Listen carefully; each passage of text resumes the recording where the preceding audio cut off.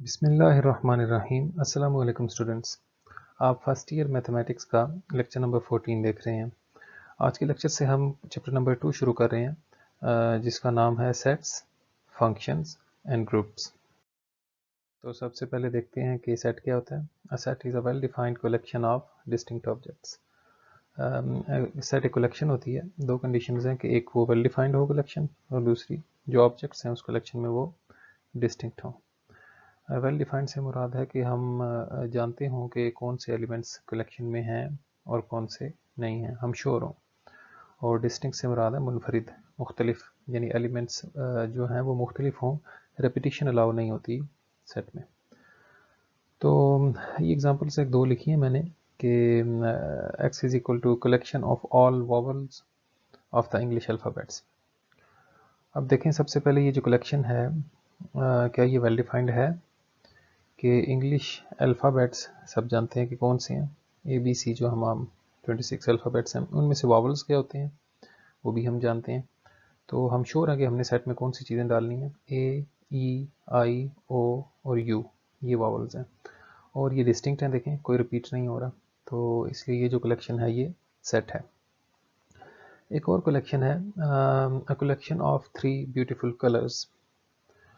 तो अब 3 beautiful colours जो है, अब इसको अगर सेट के फॉर्म में लिखना चाहें तो हमें कन्फ्यूजन ये है कि ब्यूटीफुल कलर्स कौन से 3 लिखे जाएं कि हर एक के लिए ब्यूटीफुल कलर्स कुछ और होंगे। एक पर्सन से पूछा जाए कि ब्यूटीफुल कलर्स कौन से हैं 3, तो वो कुछ और नाम लेगा, किसी और से पूछा जाए तो वो कुछ और नाम लेगा। तो कलेक्शन वेल डिफाइंड होनी चाहिए। ये जो सेकंड कलेक्शन लिखी हुई है ये सेट नहीं है। अब सेट को डिस्क्राइब करने के 3 मेथड हैं आमतौर पर जो यूज़ होते हैं। एक डिस्क्रिप्टिव मेथड है, एक टेबुलर मेथड और एक set builder method. Descriptive method क्या होता है? अ सेट में be described in words.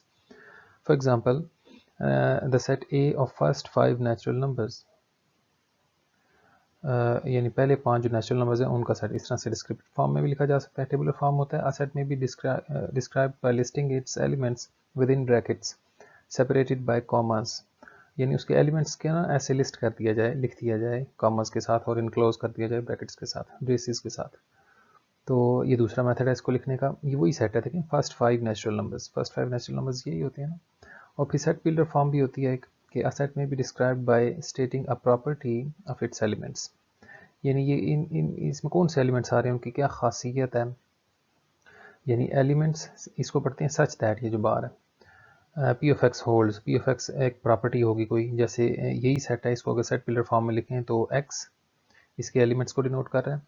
X कैसे होने चाहिए कि वो नेचुरल नंबर में से हो, ठीक है, पता चल गया, नेचुरल नंबर को हम जानते हैं, लेकिन नेचुरल नंबर तो बहुत सारे हैं, कौन से, ये जो सिंबल है ना वेज, ये एंड पढ़ते हैं इसको, ये एंड है, x belongs to N and x is less than और इक्वल टू 5, यानी वो तमाम रियल नेचुरल नंबर जो 5 के इक्वल हों या उससे छोटे हों वो सारे इधर आ जाएंगे। तो देखिए यही है ना, वो 5 बन रहे हैं ये। तो ये मुख्तलिफ तरीके हैं सेट्स को लिखने के, इनसे रिलेटेड प्रॉब्लम्स करते हैं।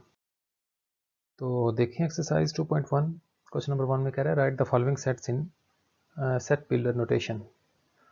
तो सबसे पहले जो दिया गया है जो ALP में शामिल है, पार्ट 3 है, 0 plus minus 1 plus minus 2 up to so on plus minus 1000। ये जो प्लस माइनस वाले नंबर होते हैं ना, इस तरह से ये इंटीजर्स होते हैं, उसके सेट को Z से डिनोट करते हैं। ये आपको बताया था जब रैशनल नंबर्स को डिफाइन किया था चैप्टर नंबर 1 में। तो वो लेक्चर देख लें अगर आपको इंटीजर्स याद नहीं है कि इंटीजर्स क्या होते हैं, तो वो लेक्चर देख लें जहाँ पे चैप्टर 1 स्टार्ट हुआ था। रैशनल नंबर से पहले इंटीजर्स को की बात हुई थी। तो ये इंटीजर्स तो हैं, लेकिन कहाँ तक हैं, देखें ये पॉजिटिव भी हैं और नेगेटिव भी हैं। 0, 1, 2 अप टू 1000 ये पॉजिटिव हो गए, और पीछे भी तो है ना, -1, -2, -3 अप टू -1000। तो इसको कैसे लिखेंगे, x ये किस सेट से हैं, इंटीजर में से हैं, एंड कंडीशन क्या है कि -1000 और 1000 के दरमियान में है, और -1000 और 1000 इंक्लूडेड है, इसलिए यहाँ पे इक्वल भी साथ लगाया है। तो इस तरह से इसकी सेट बिल्डर फॉर्म बनेगी। फिर the set of all real numbers between 1 and 2, ये तो बहुत आसान है, उसने सारा कुछ खुद ही बता दिया कि रियल नंबर से लेने, ये देखें x belong to real number and x जो है वो 1 और 2 के दरमियान में है। Right the following in descriptive and tabular form. अब सेट टेबुलर फॉर्म में दिया हुआ है, हमने डिस्क्रिप्टिव और टेबुलर फॉर्म में लिखना है। तो ये कैसे एलिमेंट हैं, नेचुरल नंबर में से हैं और 10 और 10 से छोटे हैं। तो इसको हम डिस्क्रिप्टिव फॉर्म में लिख लेते हैं, the set of first 10 natural numbers, ठीक है ना। और टेबुलर फॉर्म में लिखेंगे तो पहले 10 नेचुरल नंबर कौन से होते हैं, यानी ऐसे नेचुरल नंबर जो 10 या 10 से छोटे हों, ये, ठीक है। फिर क्वेश्चन नंबर 5 है, x such that x belongs to the set of prime numbers, p for prime numbers. ये आपका जहाँ पे चैप्टर स्टार्ट हो रहा है ना, चैप्टर 2, उसी के बिल्कुल नेक्स्ट पेज पे ये सारे सेट लिखे हुए हैं, prime numbers, integers, negative integers, whole numbers, rational numbers, odd integers, even integers, सब दिए हुए हैं, तो उसको पढ़ लेना। प्राइम नंबर्स कैसे, x belongs to p and x is less than 12। तो डिस्क्रिप्टिव फॉर्म लिखते हैं, the set of prime numbers which are less than 12, ठीक है, prime numbers but less than 12। और फिर इसकी टेबुलर फॉर्म लिखेंगे तो 12 से छोटे छोटे सारे प्राइम नंबर लिख लेंगे, पॉजिटिव प्राइम नंबर्स ले लेंगे, 2, 3, 5, 7 और 11। तो ये इसकी टेबुलर फॉर्म होगी। अब देखें x, ये जो है 12th पार्ट कि x such that x belong to the set of rational numbers and x square is equal to 2। तो इसकी डिस्क्रिप्टिव फॉर्म क्या होगी कि set of rational numbers whose squares are equal to 2, ऐसे रैशनल नंबर्स जिनका square 2 के equal हो। तो कौन सा ऐसा रैशनल नंबर होता है जिसका स्क्वायर 2 के इक्वल हो, चेक करते हैं कि हमें कंडीशन ये दी हुई है ना कि x स्क्वायर जो है वो 2 के इक्वल होना चाहिए। तो यहाँ से वो कौन से नंबर है जिनका स्क्वायर 2 के इक्वल होता है, आप लोग जानते हैं, हमने कई बार इसको डिस्कस किया है चैप्टर 4 में भी, क्वाड्रेटिक इक्वेशंस में। तो आप जानते हैं ये 2 स्क्वायर रूट्स होते हैं हर रियल नंबर के, सिवाय 0 के 2 रूट्स होते हैं, एक पॉजिटिव एक नेगेटिव। ये 2 स्क्वायर रूट्स आएंगे 2 के। तो ये 2 नंबर हैं जिनका स्क्वायर 2 के इक्वल होता है, लेकिन हमें जो नंबर चाहिए ना, देखें कंडीशंस 2 हैं, खाली ये कंडीशन नहीं है, कंडीशन ये भी है कि रैशनल नंबर में से हो। लेकिन ये जो नंबर, वो नंबर जिनके स्क्वायर 2 के इक्वल हों, वो तो रैशनल नंबर्स में नहीं है। ये देखें स्क्वायर रूट ऑफ 2 या minus square root of 2 rational numbers तो नहीं ना होता, ये हमने डिस्कस किया था 1.1 से पहले।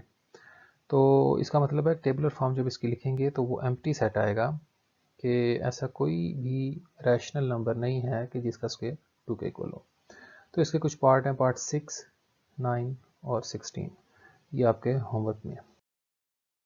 नेक्स्ट क्वेश्चन नंबर 4 है कि right 2 proper subsets of each of the following sets. तो सबसे पहले देख लेते हैं सबसेट्स क्या होते हैं। If every element of a set A is an element of set P, then A is called a subset of P। कि अगर सेट A के सारे एलिमेंट B में मौजूद हों तो हम कहते हैं A जो है वो B का सबसेट है, और उसको लिखते इस तरह से हैं, A is a subset of B। फिर प्रॉपर और इम्प्रॉपर में क्या फ़र्क है, if A is a subset of B and B contains at least one element which is not an element of A, then A is called a proper subset of B।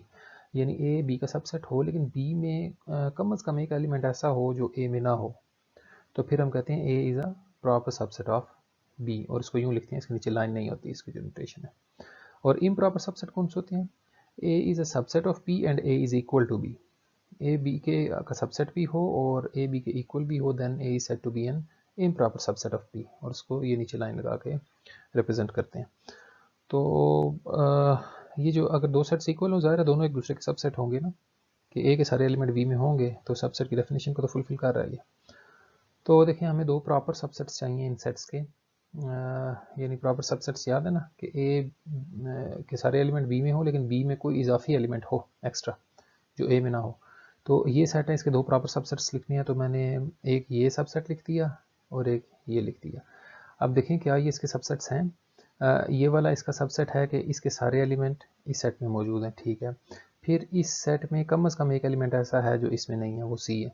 इसी तरह ये भी proper, तो इसका मतलब ये proper subset हुआ। इसी तरह ये भी प्रॉपर सबसेट है। पार्ट 2 इसका होमवर्क है आपका। पार्ट 8 देखें, x such that x belongs to Q and x lies between 0 and 12 included. तो इसके 2 प्रॉपर सबसेट लिखने हैं। अब 0 और 12 के दरमियान तो बेशुमार रैशनल नंबर्स हैं ना, बहुत से रैशनल नंबर्स हैं। मैंने एक ये लिख दिया है इसका प्रॉपर सबसेट 1/2 और 3, इनके दरमियान ही आ रहे हैं ना, रैशनल नंबर चाहिए हमें। और एक ये सेट ले लिया कि 5 और 7 के दरमियान जो रैशनल नंबर आ रहे हैं वो ले लिए। ज़रा जो 5 और 7 के दरमियान आएंगे वो इसमें भी तो आएंगे ना, इसलिए ये इसका प्रॉपर सबसेट है। तो इस तरह से प्रॉपर और इम्प्रॉपर सबसेट्स होते हैं, ये आपने तैयार कर लेने हैं, उनकी प्रैक्टिस कर लेनी है। नेक्स्ट क्वेश्चन नंबर 8 है कि what is the number of elements of the power set of each of the following sets. कहता है ये जो सेट्स दिए गए हैं इनके पावर सेट में कितने एलिमेंट्स होंगे। सबसे पहले देखें कि नंबर ऑफ एलिमेंट्स जो होते हैं वो उससे क्या मुराद है, ऑर्डर ऑफ अ सेट या कार्डिनैलिटी ऑफ अ सेट। ये क्या होती है, the number of elements in a set is called order of the set. Set का ऑर्डर क्या होता है, जितने उसमें एलिमेंट्स हैं, डिनोटेड बाय एन ऑफ ए, और ये ऑर्डर ऑफ ए ऐसे भी लिखते हैं इसको। फाइनाइट सेट कौन सा होता है, a set having finitely many elements. Infinite set कौन सा होता है, a set having infinitely many elements. Singleton set कौन सा होता है, a set having only one element, जिसका सिंगल एलिमेंट हो ना, सिर्फ एक एलिमेंट हो जिस सेट में, उसको सिंगलटन सेट कहते हैं। फिर नल सेट क्या होता है, a set having no element, इसको फाई से भी डिनोट करते हैं। फिर अब पावर सेट की बात आ गई। पावर सेट क्या चीज़ होती है, the power set of a set A is the set containing all the subsets of A. यानी किसी एक सेट है ना फिक्स्ड, उसके सारे सबसेट्स को कलेक्ट कर लिया जाएगा, एक सेट बना लिया जाए उनका, तो उसको पावर सेट ऑफ ए बोलते हैं।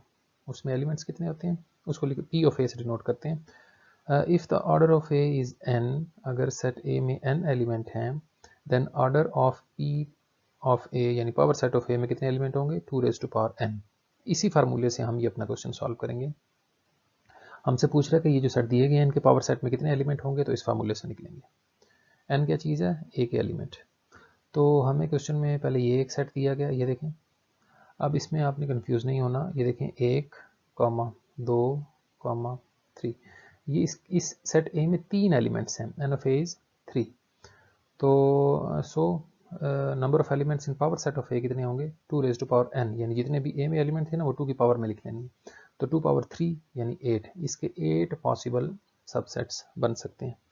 तो इसी तरह से इसका पार्ट 2 है वो आपने होमवर्क में कर लेना है, मैंने पार्ट 6 कर दिया।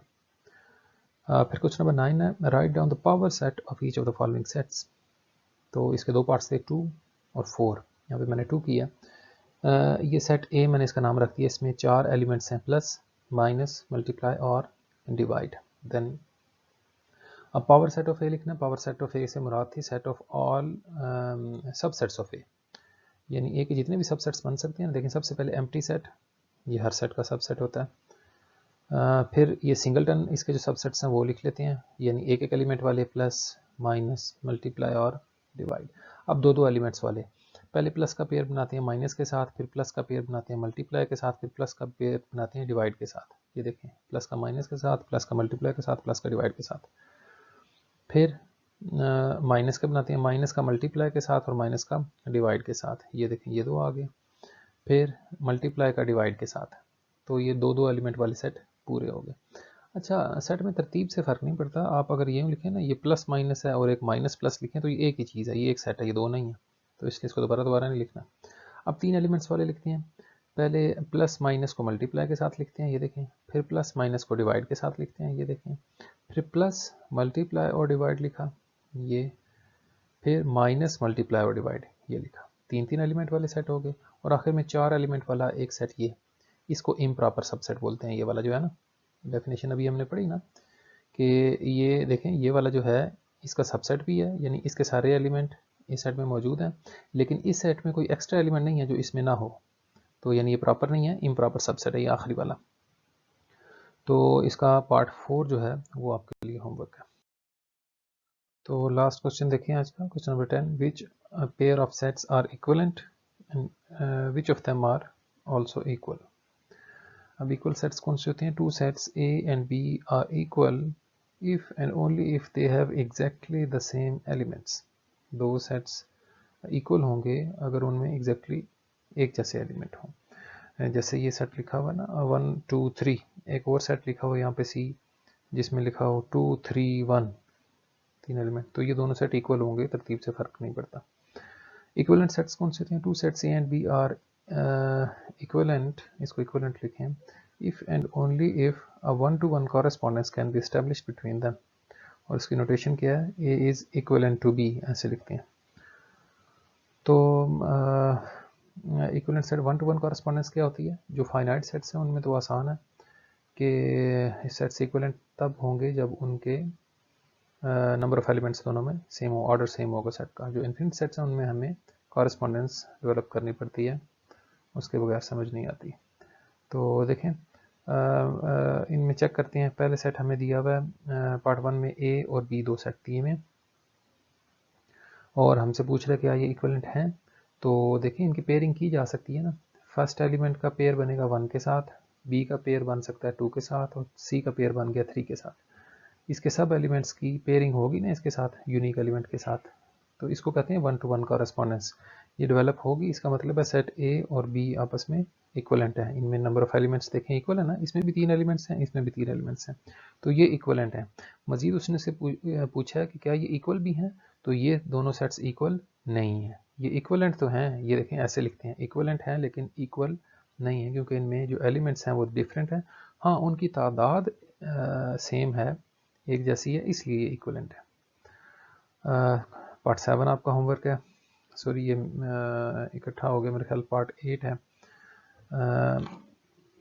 पार्ट 7 जो मैंने किया है वो देख लेते हैं। मैं आपको भी बता देता हूँ।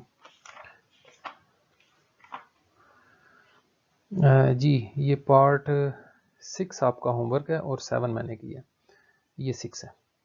तो पार्ट 7 यहाँ पे मैं कर रहा हूँ, 6 आपका होमवर्क है। ए सेट है 5, 10, 15, 20 अप टू 55,555, और सेट बी है 5, 10, 15, 20 up to so on, up to infinity. तो देखें 5 के मल्टीपल्स आ रहे हैं, पॉजिटिव मल्टीपल्स। इनकी पेयरिंग करते हैं ना, 1-1 कॉरेस्पॉन्डेंस बनाने की कोशिश करते हैं। 5 की पेयरिंग 5 के साथ हो जाएगी, 10 की पेयरिंग 10 के साथ हो जाएगी, 15 का पेयर 15 के साथ बन जाएगा, 20 का पेयर 20 के साथ बन जाएगा। ये देखें इस तरह से चलते चलते ये 5 टाइम्स जो 5 लिखा हुआ है 55,555, यहाँ पे भी आएगा ये 55,555, क्योंकि ये तो इन्फिनिट तक जा रहा है ना, इसका इसके साथ पेयर बन जाएगा। अब ये सेट तो यहाँ पे हो गया क्लोज, सेट ए, इससे आगे इसके कोई एलिमेंट नहीं है, लेकिन बी तो अभी चलता ही जाएगा क्योंकि ये तो इन्फिनिट सेट है। तो ये जो 55 और 555, इसके बाद अगला एलिमेंट जो होगा इस सेट का वो होगा 55,560। उसकी पेयरिंग के लिए यहाँ पे इस सेट में कोई एलिमेंट मौजूद नहीं है, और इससे आगे मज़ीद बेशुमार एलिमेंट्स हैं, इनफाइनाइटली मैनी एलिमेंट्स हैं जिनकी पेयरिंग एक एलिमेंट मौजूद नहीं है जिनके साथ पेयर होने के लिए, तो 1 to 1 कॉरेस्पॉन्डेंस ना बन सकी, लिहाजा सेट ए और बी जो है वो इक्वलेंट नहीं है। ठीक है, तो ये थी आपकी एक्सरसाइज 2.1।